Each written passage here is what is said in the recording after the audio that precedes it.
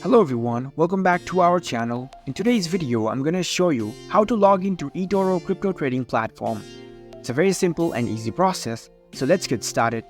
First of all, on your phone, make sure that you are connected to the internet and head over to your preferred web browser.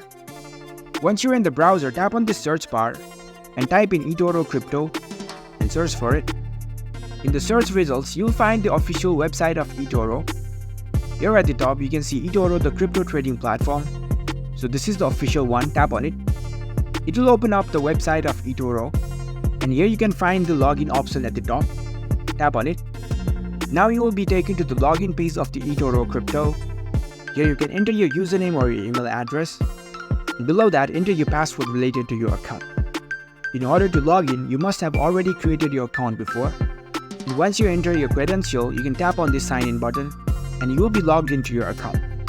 So that's it. That's how you can log into Etoro crypto.